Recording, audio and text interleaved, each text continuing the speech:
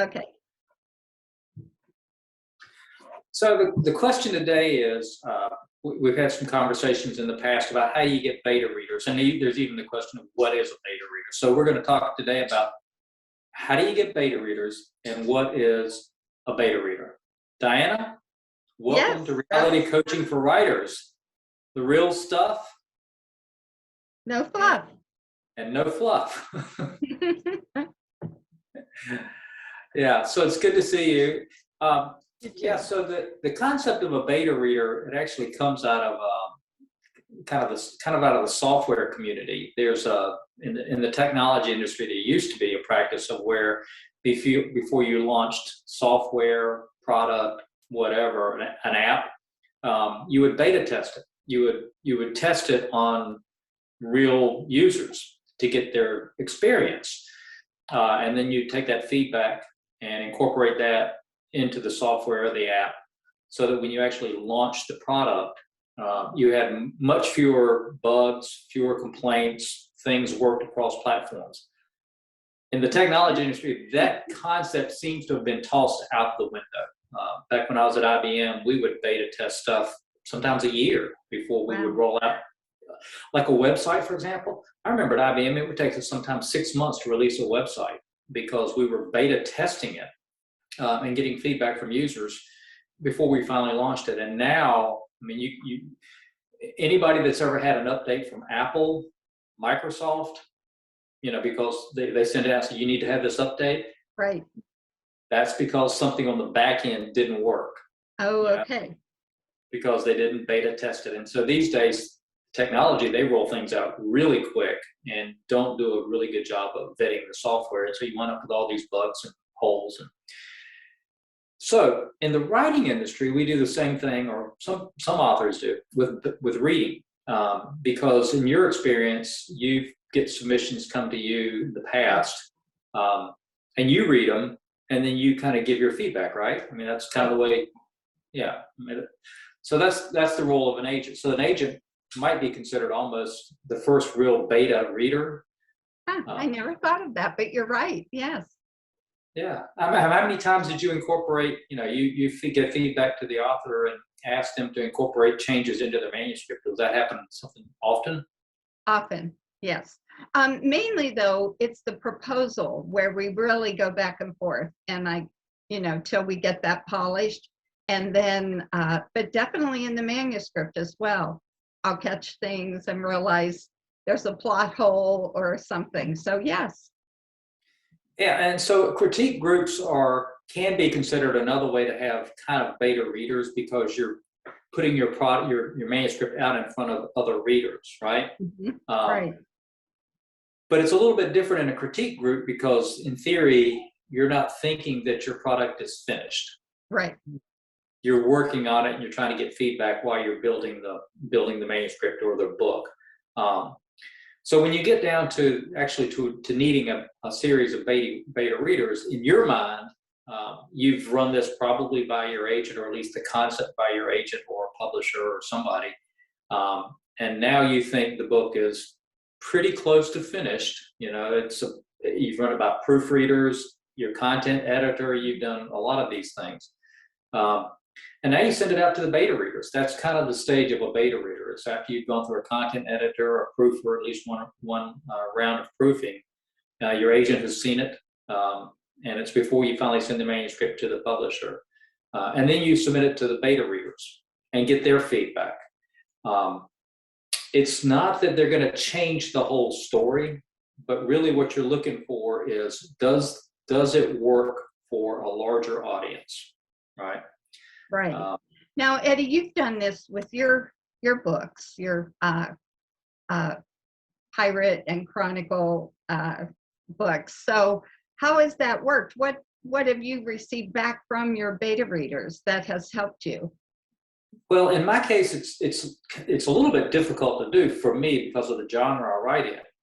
I'm writing for middle grade boys and early young adult, primarily boys, and it's really difficult to find those beta readers because they're just not going to talk to a guy like me, right? Their mom and dad would say, you don't know this guy, so don't engage, and that's good.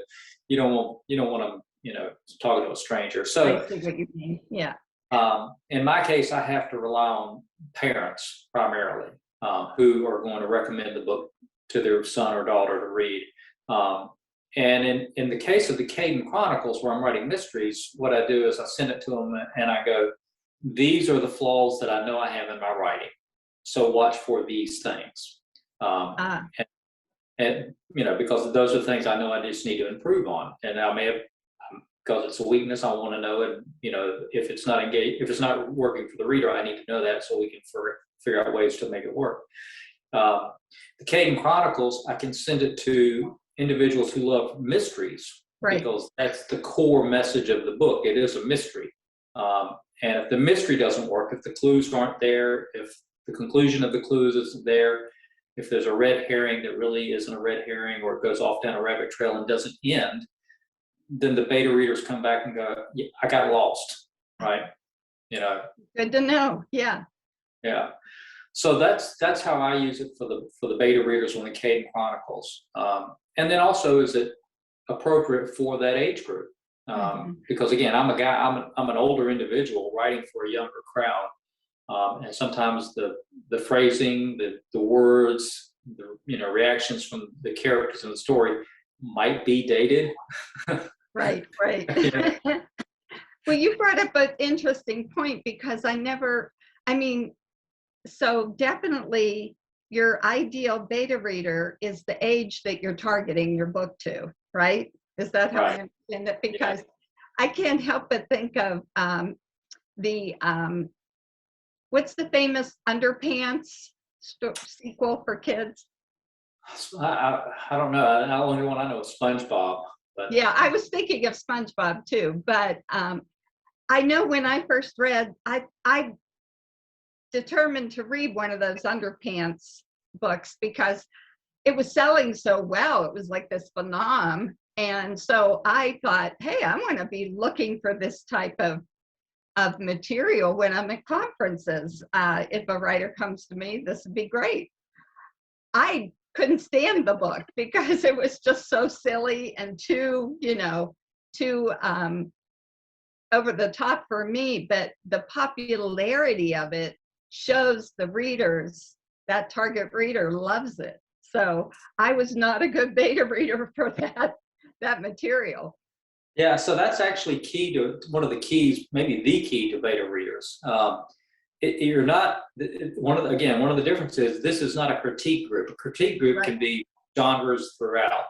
Beta readers, you want it to be the core reading audience for the book, because anybody else is going to come in, they're going to read it and go, it seems kind of silly, take that out. But if you're writing for a particular age group, if you take it out, you've gutted the book. They like the bathroom humor jokes, because they just, boys do. They like that kind of stuff, snickering.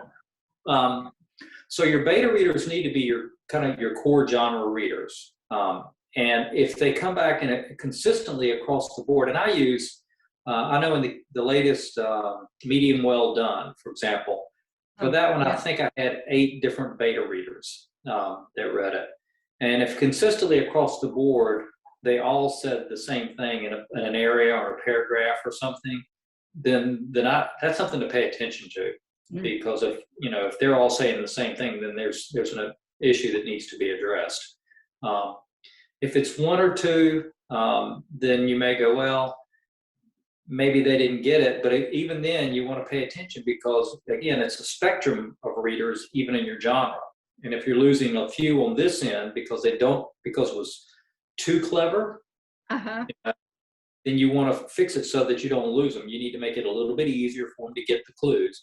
And if over here they're going, oh, this was too simple. Okay, well, now you maybe have to figure out over there to address it. You don't want to lose all of them. But Right. So you want to get, like I said, I think about 8 is a good number. If you can get really good solid 8. And especially if you can get 8 that are familiar with the series that you're writing, that you can use them over and over again. So these are almost kind of like your evangelists, the people that just really believe in what you're doing and are willing to read, almost anything you write. but that's the value of beta readers. If you get a really solid group of beta readers that know your voice, know what you're trying to write, they can really help you craft the book in addition to the content editor that's already done the hard work, right? Right. Those beta readers. Oh, go ahead. No, I'm Finish, finished. and then I have a question for you. So, has there ever been a beta reader, or even say an editor, that's offered you a suggestion that you hadn't thought of that you did incorporate into one of your stories? Yes. I was going to say no, but yes. Edwina Perkins. I actually sought her out for the Medium Well Done book because it deals with racism within the law enforcement area. Uh-huh. And it involves most of the characters in the story are African American, right? And then there's also a Gullah woman who's in there, Right. a medium Right. spiritualist who's Right. from the Fusky Island. She speaks Gullah. And I knew Edwina because of what she teaches on about how to write ethnic stories without offending the ethnic group you're writing for, to get it right. I went to her and I let her read part of it, and she gave me some really good comments. And I'll just go ahead and tell you one of them. If you speak in an African Caribbean dialect, Jamaican, you might have, oftentimes you'll hear him say, "Dis, he go here, he go this where he go, dis, dis." She said, "Get rid of that. Get rid of that." She said it's derogatory to the community, and if you say this, the reader still gets what you're saying. You don't have to use the D. And so her point was that in this case, while it may be authentic to the way the character might speak, to the community that might read it, they're going to take offense. And that was huge. That was huge. Yeah, I wouldn't have questioned that, but. Well, again, but she knows, because that's, so that she's one that I saw specifically. She and I also talked about the name of the character, rather than just grabbing a typical name of an African-American girl that I might think be appropriate. Right. She threw out a couple of other suggestions, so this may be more appropriate for the thing. Basically, she would say the white community might not pick up on it, but the Black community will. And again, I'm trying to make it the best I can. So. Right. Yeah. No, that's. And a content editor might not have got that, right, because they're working with this in this view, right? They're not. Yeah, and Eddie, that brings up some people that want to self-publish. They don't see the need for all these specific people to help them along the way. They just think, I'll write the book, and then maybe they'll leave right to the beta readers. But they don't realize how each person plays a key role in the development. So that was important, what you just said there.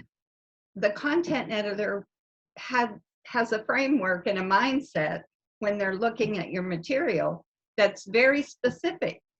And like, you're a mystery writer, so they're probably watching for all those red herrings and that type of thing. But they aren't looking at the ethnic authenticity, making things authentic. So you need that other set of eyes. So it's very important. Don't skip these important steps, and don't think you don't need them, because there's a reason they're in place. There's a reason, right? Yeah, it's almost like showing up at Churchill Downs with a horse that you think's really fast because it was running fast in your pasture, and you go, "I'm going to ride this horse in the Churchill. I'm going to show up at Kentucky Derby," and you don't have a horse trainer, you don't have a jockey, you don't even have a saddle. I'm going to ride the horse. That's about what it amounts to when you self-publish. And a lot of people just show up with a horse and go, "It must be good." So the question is, where do you get, one of the challenges, where do you get beta readers? How do you because find these people? Yeah, you're not going to pay them. In a lot of cases, you don't want to get sometimes it may be a relative, it may be a spouse, but oftentimes it's probably not. There's a truism in the writing industry, which is you never ask somebody that's close to you, that you have a close relationship, you never ask them to read your work. Yes. And that's, again, it's not a truism that holds all the time, but it's pretty close. And the reason is they're either going to tell you what you want to hear because they don't want to hurt your feelings, which at that point you've got false information. Right. Now you've been deceived. Or they're going to tell you the truth, and that's going to strain the relationship. But sometimes you do catch, you'll have a spouse or a relative that is both honest, and the relationship can stand the honesty.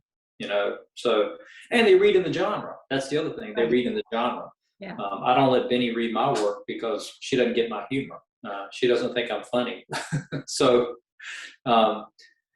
it doesn't work, for me to let her read, some of my stuff. In fact, my problem is most people don't think what I write is funny. I know some people do, and so it's hard for me to find those people. I have to pick them out, kind of pick and choose. So where do you get the beta readers? So one service that you can use is BookFunnel. And I don't have, we'll put this up at the end of the video.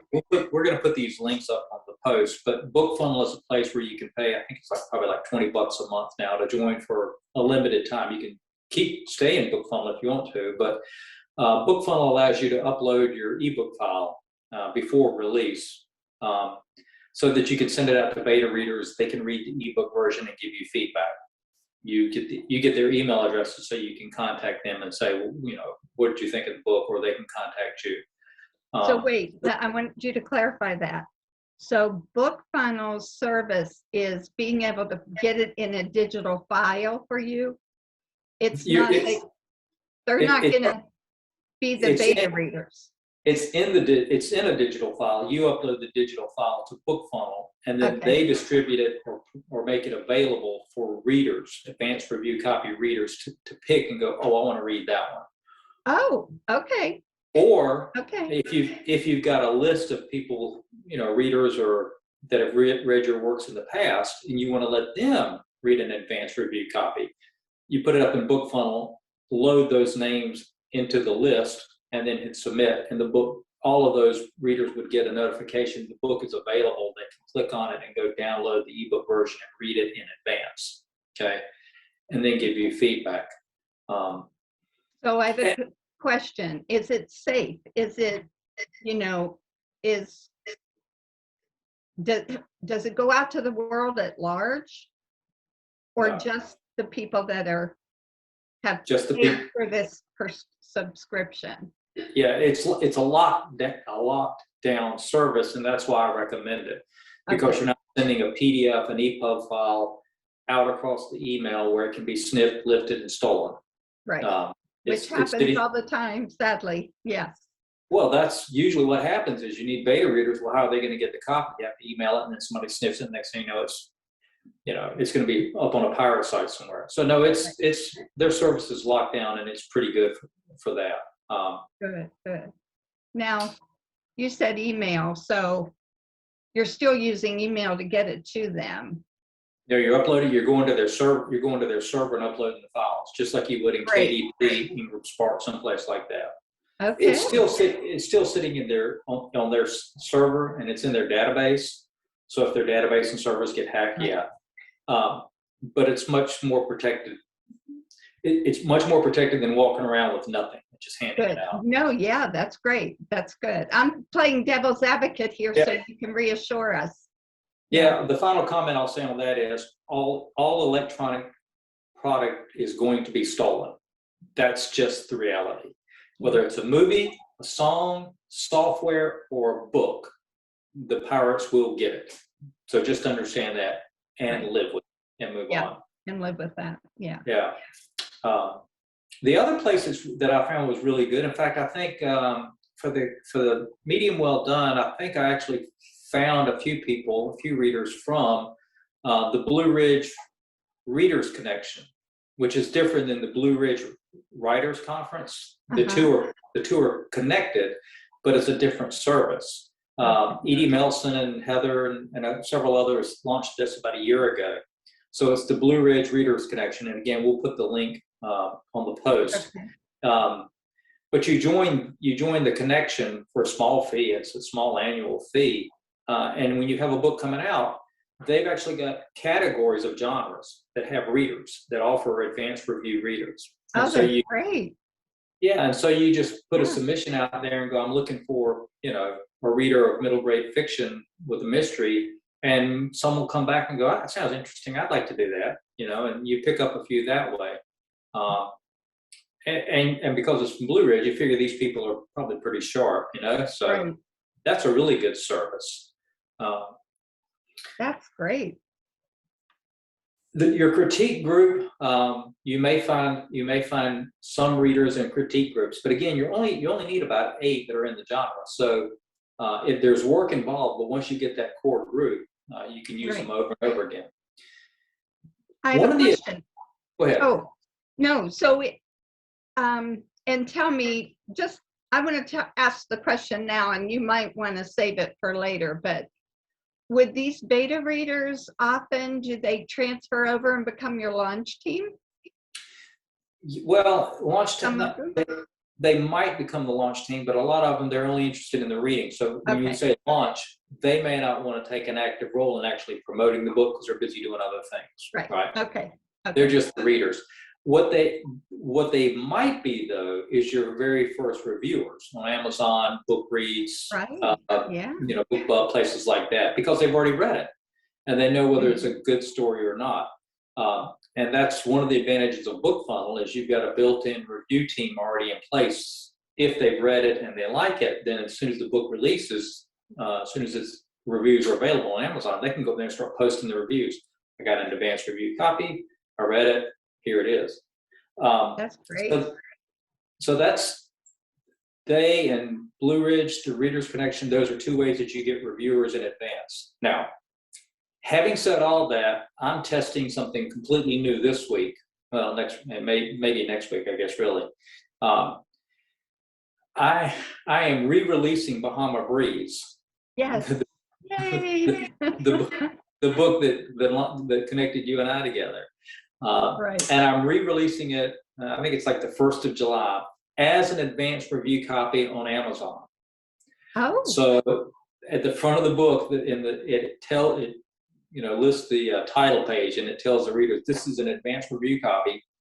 If you find anything in the book that doesn't make sense, typos, character, whatever, email the author and let me know. We'll make corrections to the book and then make a final release later sometime in the summer. So I'm actually using Amazon as an advanced review copy of the book with the same ASIN number, so that after a period of time, we'll just flip it and take off the advanced review and say final version and put it out there. I've never done that before, but I thought, why not try it? Interesting. Yeah. Now, is that for a fee? Is that no, it's absolutely just something Amazon offers? Well, it's not that Amazon offers, it's just that it's something that can be done. And Wow. so, in other words, I was like, well, Amazon doesn't really, they want the book to be final. And I may be saying this, they may take the book down if they hear about it. But they also know that most books have mistakes in them anyway. So This is just me basically saying, I want to make sure all the mistakes are out there and that the story works, and anyway, it was just something I decided to try, and I'll give some feedback later and let everybody know whether it worked or it didn't work. But yeah, that's it. Now, you feel, we just talked about pirating material. If you put it up there, it's a book. It's an ebook from Kindle. So okay. Yeah, they can't steal that any easier than stealing the other Kindle book. Okay, great. Wow, that's interesting. So that's, and we can hit on, maybe do reviews a little bit later, talk about how you get reviews, but well, we'll just leave it at that. So those are the kind of the 3 things I wanted to talk about on beta readers, on how you grab beta readers and get them out there. Well, I think you gave some great reasons for, doing this beta reader step.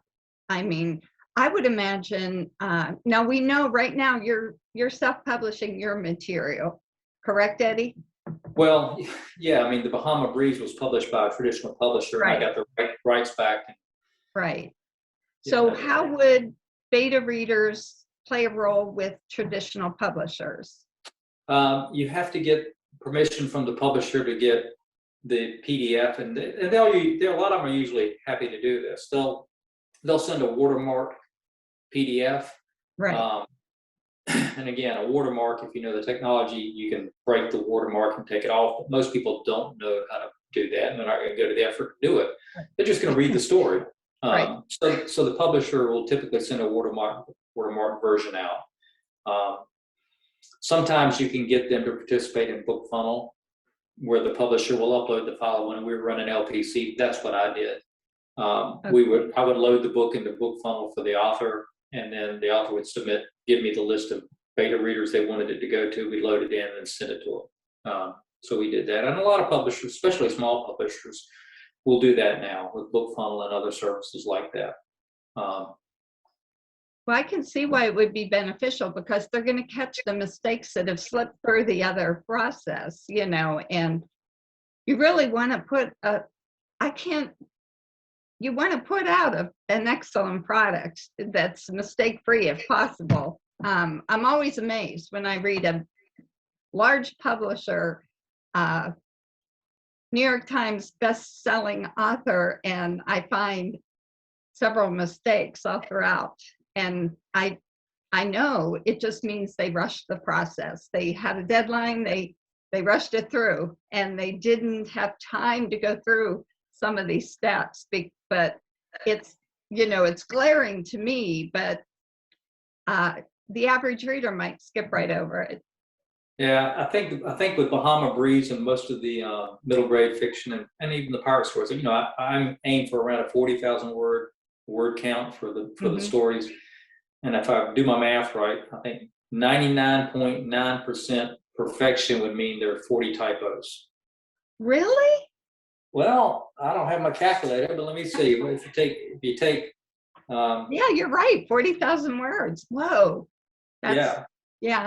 I mean, so we keep saying that in this business, you're right, it's a glaring thing, but if you think about it, 99.9% would be pretty good in almost any industry, right? Right, you're right. If Amazon was delivering stuff 99.9% of the time, that's pretty good delivery rate. The airplanes were hitting their schedules 99.9. My goodness, we love flying then, right? So exactly, yeah, that's true. But to your point, when somebody's reading a book, they want it to be perfect. So we really do hold writers, publishers to a very high standard. We do, yeah, we do. I know I do, and and yet we're human and we all make mistakes, and we definitely don't want to rely on spell check. I mean, yeah. I can't tell you how many manuscripts I get, and I go, oh my goodness, this, and they'll say, but I ran it through spell check, and I said, this is what you get. I've got a client right now that we discussed all of this. I gave the steps of how the editing process worked, the proofing process worked, how many proofers you needed, all the way down the line. And in the end, the answer was, between my editor, my reading, and spell check, I think we're covered. Okay. And if they do spell check last, it'll undo what a good editor just did for them. They have to be so careful. Yeah. Yeah. If you want to know, I know we're running. I'm almost out of time, but for the listeners that are watching here, if you want to know whether or not you should just rely on spell check and your reading and all that, if you're going to self-publish, when you think you finally got it ready, take the Word document, go into your KDP account, upload the Word version to the KDP, let it process.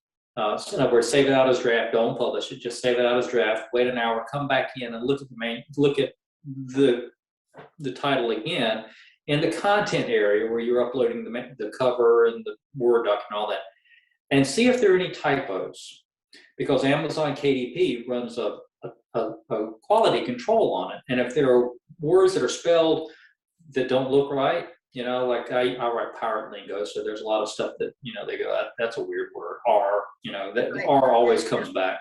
But they'll catch those. Amazon KDP will catch those.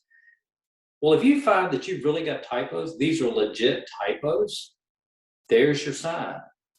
If Amazon, if an artificial intelligence app is picking it up Right. with no concept, then you know you've got problems with the manuscript somewhere. There are two these somewhere else. There are words that are missing. They're there. They're there. Well, listen, this has been fun. What's on next week's schedule? Do you remember what we're talking about next week? Well, do we want to go back to character development since we've done Act 1 and we've done Act 2? I thought character development might be a good follow-up. Sure, we can do character development. That's fun. I like that. Yeah, because if the characters don't resonate, you don't have a story anyway. Nobody's going to care about the plot. You got to be. We're all character driven. That axiom is true. Yeah. Well, listen, Diana, this has been fun. Thanks for joining us on Reality Coaching for Writers. Thank you all. Real stuff, no fluff, and we will see you next week.